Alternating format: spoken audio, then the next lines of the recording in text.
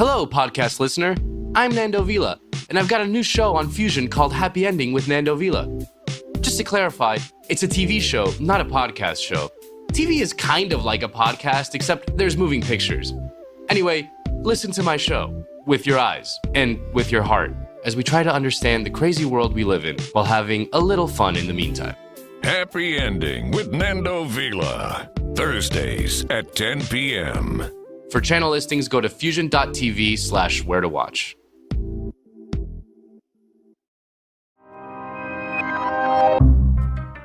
I'm Josh Muccio, and from Gimlet Media, this is The Pitch, where real entrepreneurs pitch to real investors. What are your names? My name is Ishmael. Ishmael. And I'm Joanna, and we're the founders of Qleek. Great to meet you. And your company's Qleek? Qleek. Qleek. Oh. If those voices sound familiar, it's because those two founders pitched to our investors on the show back in November. And if you haven't heard that episode yet, there'll be spoilers everywhere in this episode. So you may want to hit pause, go back and listen to episode 16, and then come back here. If you have heard the episode, but it's been a while, don't worry. We'll hit the highlights. Okay, Qleek, as you all know, is a startup designed to bring together the ease of digital music with the beauty of vinyl. When the founders, Ishmael and Johanna, were on the show, they talked about how these little wooden hexagon-shaped Qleeks would bring back the joy of sharing music. They showed off their Qleek player and described how this was the next logical step for music collectors, but the investors didn't go for it, and the founders ended up walking away without funding. Well, a lot has happened since then, including something that really surprised us. So we want to revisit this startup and tell you all about it. But first, let's rewind briefly to back when they pitched on the show. Here's founder Ishmael describing why he thinks the market is ready for a company like Qleek. In 2016, 50% of Americans have gifted a music gift. Okay? 50. What does that mean? Like, what did they gift? Okay, that's a great question. 75% of those gifts were physical. 75%. What is that, like CDs? And 30%, the highest and the most gifted item today in 2016, wait for it, is still the CD. No way. Yes. Where do they get a CD? Amazon. Yeah, they buy it on Amazon. They buy vinyl. They buy gift cards. How do they play a CD? They don't. People don't. Yeah. Ishmael and Johanna said that they believe Qleek can step into that space, becoming the go-to item for gifting music. But the investors pushed back on the idea that people, especially millennials, would want another thing. After all, part of the appeal of music streaming services like Spotify is that they don't take up any space. But also, one of the mentalities of millennials is that they don't want to have things, okay? They're trying to get rid of their things. So they're investing more in experiences. Everybody knows that is not true. Right. So because one of the reasons is they travel around a lot. They don't want to have records. They don't want to have lots of books. They don't want lots of things. So they're actually, I feel that the mentality is counterintuitive to what you seem to be I selling. agree with you, except for gifting. In the study that I can share with you shows that millennials are the heaviest gifters in today's world. Yes, Ishmael argued that investors were missing out on a huge market, this millennial gifting trend. They want to gift music to one another, but they don't necessarily have a CD or record player. So Qleek is a way to gift music in a new and beautiful form that people can actually enjoy. I see the design. I appreciate You're selling an emotion. Yeah. Cultivated in part by the design. One musician told me records are not, when people buy records, they don't buy music. They buy the container that has the music. Well, that's ridiculous. So I'm gonna push back on that. It's the both. It's the both. I mean, people buy records because it is the purest form of music. There is, but there is something tangible and lovely. But one of the reasons that this has had the transformation in the music industry is because people wanted to condense their things. People wanted to be able to. I don't necessarily agree with that. I think that's one of the biggest misconceptions about what happened in music, because we apply what happens in other sectors of tech to the music space. But in my opinion, what happens in the music space is we shifted to streaming, which allowed you to just access 30 million songs in one click instead of buying a CD and have 12 songs. And that was the difference. Like, paying $10 a month to access 30 million songs, that was the killer thing for me to switch to Spotify. Not because it was smaller or decluttered my house. Actually, it made me sad, sort of. And one of the proof of that is the resurgence of vinyl. In my opinion, it's very symptomatic of what's happening in the music space. Millennials are buying vinyls like crazy. Why? Because they never see and touch the content they have and they love. And with that, the investors made their decisions. Here's Daniel Galati. So here's where I'm at, which is I think this is in many ways kind of like a classic consumer product bet, right? Like you're inventing this new format, and no one here in this room or anyone knows what the adoption will be, right? And so I think if you get sort of this critical mass of consumer adopters, I think almost everything, at least for me, lines up in terms of business opportunity. I think that you can easily monetize, and I think you can build a really big business. But I think the germ of this business really starts with, consumer adoption. And that's why I feel really exposed here, because you could be inventing the next, MP3, right? Right. And so, but I just, if I really sort of think about who will adopt this, I just can't help but think it's a niche market. And for that reason, I'm a pass. But I think what you're doing is really interesting and could be a really, really big thing. The rest of the investors followed suit. And in the end, no one went in on Qleek. I feel like we all could be horribly wrong here. I know that. You're right. You're right. We could be horribly wrong, and a piece of me feels that. Thank you so very much. Pleasure having you both.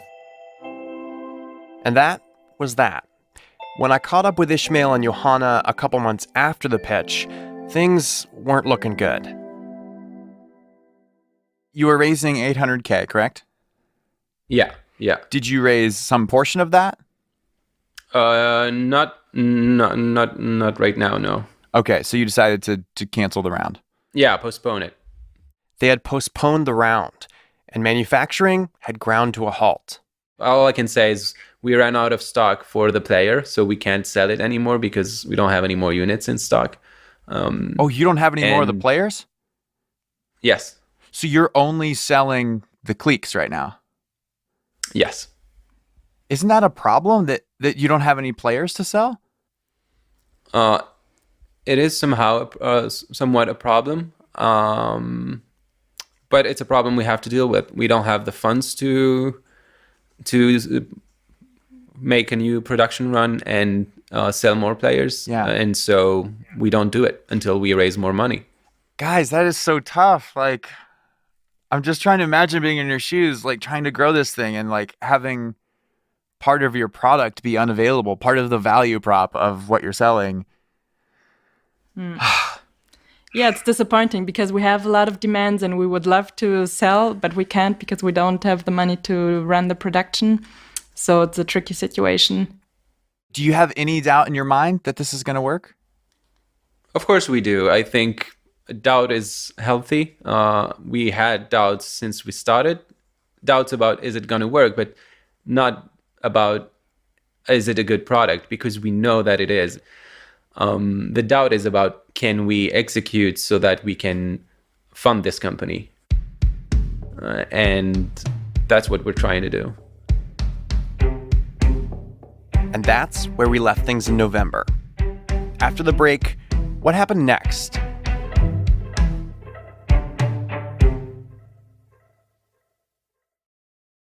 This episode of The Pitch is brought to you by LegalZoom. Small business is a hot topic this year, and the new tax law includes major changes for business owners. LegalZoom can help you understand what that means for you. LegalZoom isn't a law firm, But their network of independent tax professionals and attorneys can answer your questions about taxes, or really whatever else you need to run your business. Check out LegalZoom.com now. And for special savings, use code PITCH at checkout. That's LegalZoom.com, promo code PITCH. LegalZoom, where life meets legal. This episode of The Pitch is brought to you by Squarespace. Squarespace's custom domains and beautiful professional-looking templates will have your blog, portfolio, or online store up and running in minutes. We asked you, our listeners, to send us links to your Squarespace sites, and we got a lot of submissions. One in particular caught our eye. OKHouseCat.com. OK Housecat is me. That's Billy Procise from Nashville, Tennessee. My website has all of my homemade instruments and modified electronics and noisemakers. Show me what you got. I gotta hear something. This is one, it's a Farmer Says toy. I guarantee you've seen it.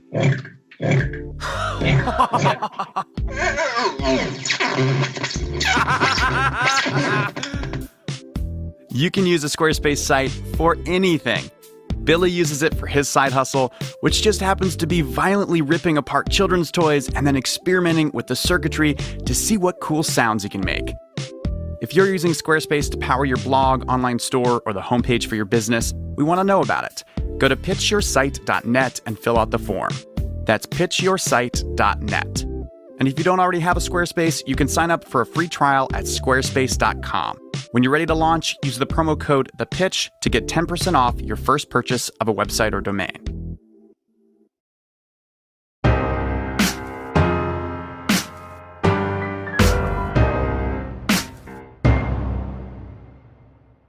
Welcome back.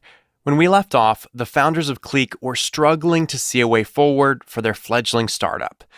Well, you know how they say that it gets worse before it gets better?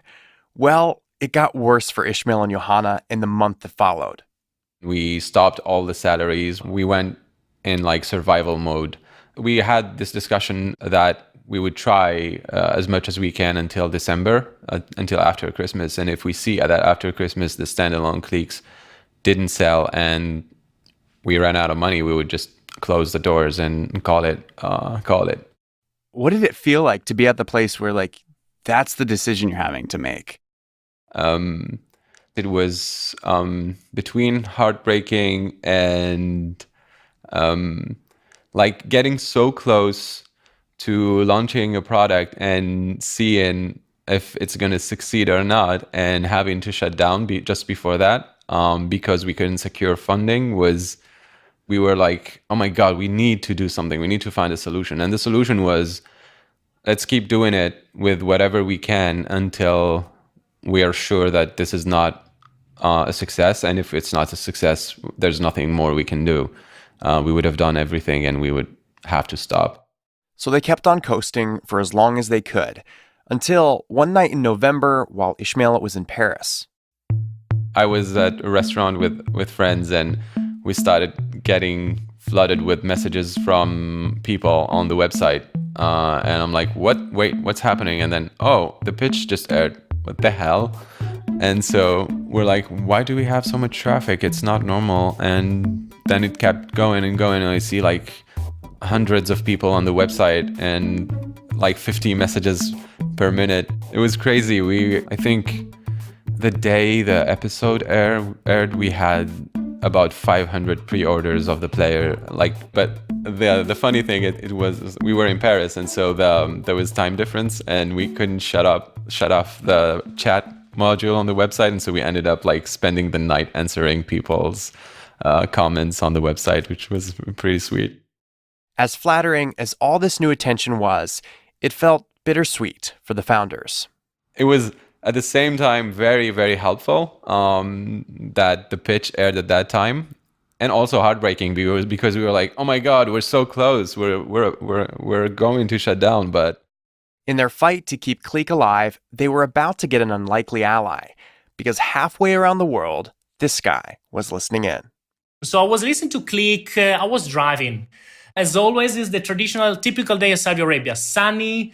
That's Matteo Teravazi. He's an analyst in the oil and gas industry, living in Saudi Arabia. and he listens to the show every week on his Thursday morning commute into work. But there was this moment in that Qleek episode that seemed to strike a nerve for Matteo. One of the mentalities of millennials is that they don't want to have things, okay? They're trying to get rid of their things. So I was actually at a certain point, I was talking in the car on my own and said, wow, that cannot be true. Or, I was trying to debate it with the founders or with the investors, sorry, and say, no, I'm a millennial. You're wrong. You're talking to me. Come on. No, it's because I'm collecting it. So I'm buying for the sake of, to have a physical object in my hand that I can shoot to my friend. And eventually it is a limited edition. Matteo was so fired up and felt so adamant that Qleek was a great idea that he decided to do something pretty radical. I decided to invest straight away after the end of the podcast. That's right. After hearing 4 venture capitalists all turn down an opportunity to invest in Qleek, he decided that this was the company where he wanted to put his money. Since they all tend to disagree with what Ismail is selling, and I tend to believe that he's right, what about taking a contrarian view? Because as one of your investors says, I got the quotation here. The only way to make money in VC is to make a non-consensus view that turned out to be right. This is probably the right time to apply this principle. So all day at work, that feeling of urgency didn't subside for Matteo. He knew in his bones Qleek could be huge, and he wanted to be a part of it. But first, he had to make contact with Ismail. So once I got home, so less than 12 hours later, I wrote him an email, and that was the first contact. While Matteo might have felt like he just fired off this momentous email, for Ismail, it was actually not that unusual. He'd actually gotten cold emails like this before, people who claimed to be interested in investing in Qleek, and nothing ever came of it. But there was something about Matteo's email that struck Ismail. You could see how excited he was about the product. He was expressing interest in investing, but mostly the email was a lot of love for what we're doing, a lot of comforting words about how the investors didn't get what we were pitching, and the pitch was not working with them because they are not millennials. And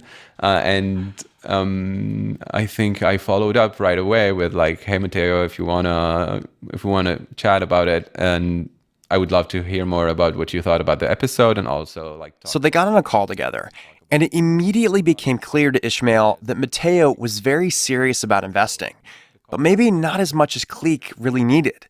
Here's Matteo.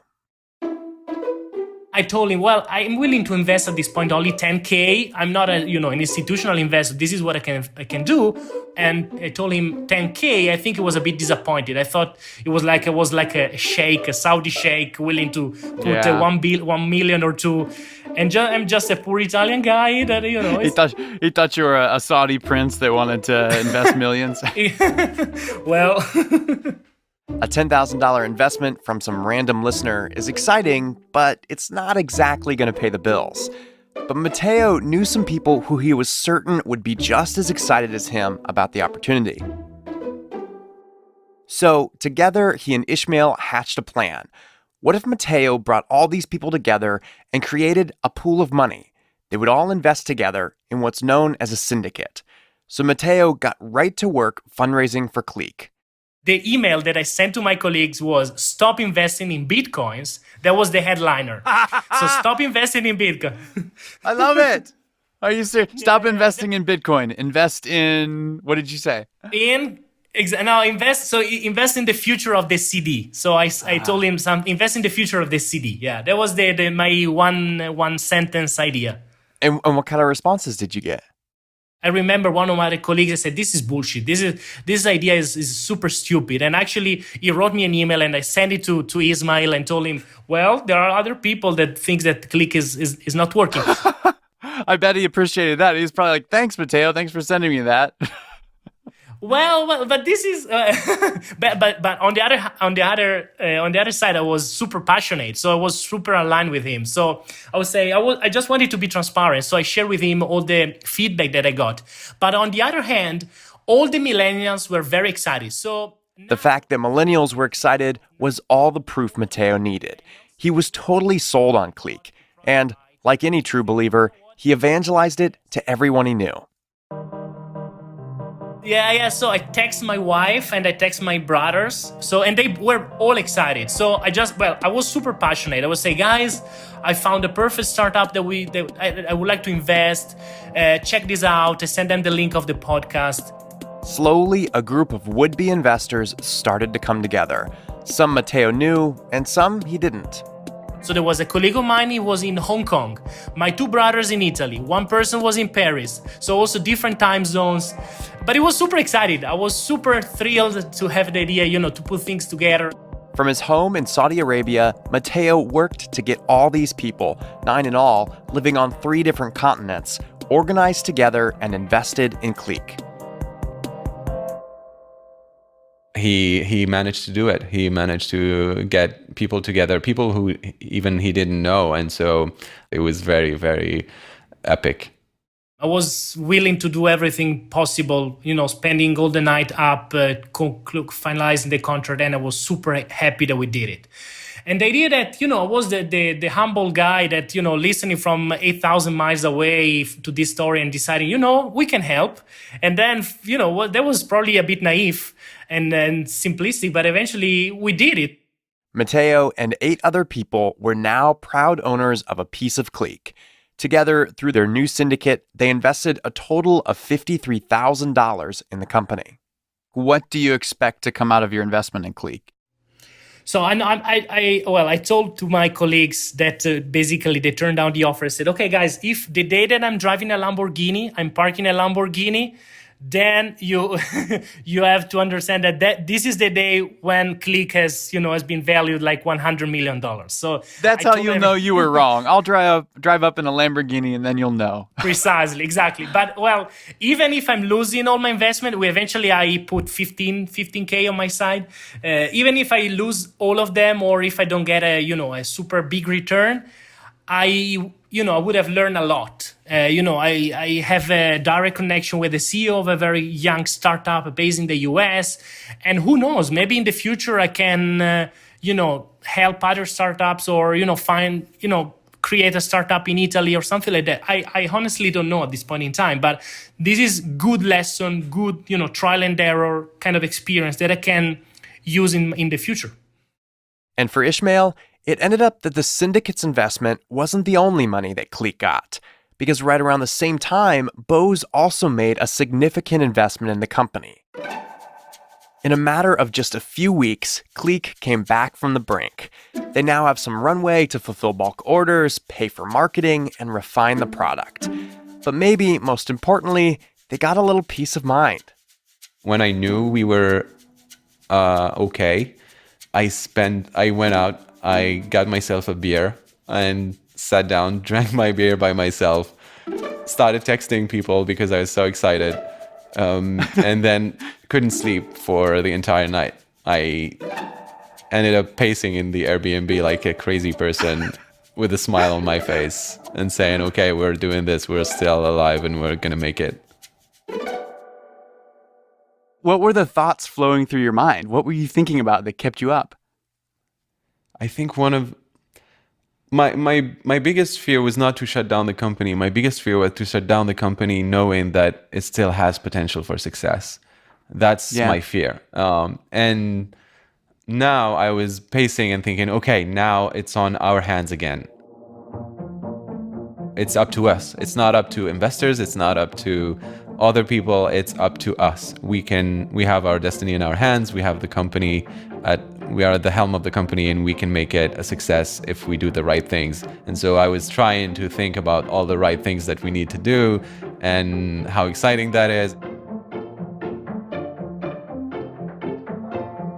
This is the part where Ishmael and Johanna ride off into the sunset.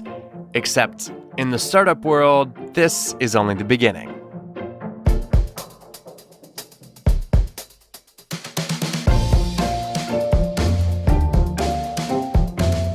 We're going on a short break because, well, we're in the middle of recording new pitches. Right this very moment, actually, in Oakland, California, we're recording a whole new batch of episodes. stoked about it. We'll be back in your ears again, wait for it, drumroll please, on March 28th, which is totally reasonable. You can make it 4 weeks. I believe in you. All right, see you then.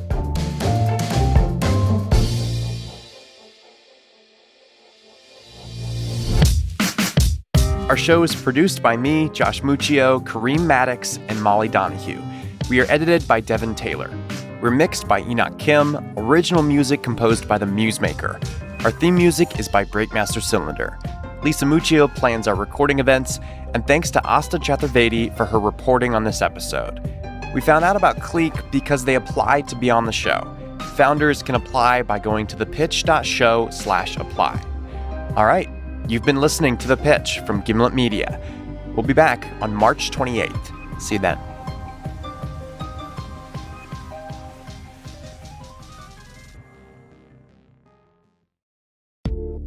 Hello, podcast listener. I'm Nando Vila, and I've got a new show on Fusion called Happy Ending with Nando Vila. Just to clarify, it's a TV show, not a podcast show. TV is kind of like a podcast, except there's moving pictures. Anyway, listen to my show, with your eyes, and with your heart, as we try to understand the crazy world we live in while having a little fun in the meantime. Happy Ending with Nando Vila. Thursdays at 10 p.m. For channel listings, go to fusion.tv/where to watch. Thanks to our sponsor, LegalZoom. LegalZoom isn't a law firm, but their network of independent attorneys can provide legal advice for your business.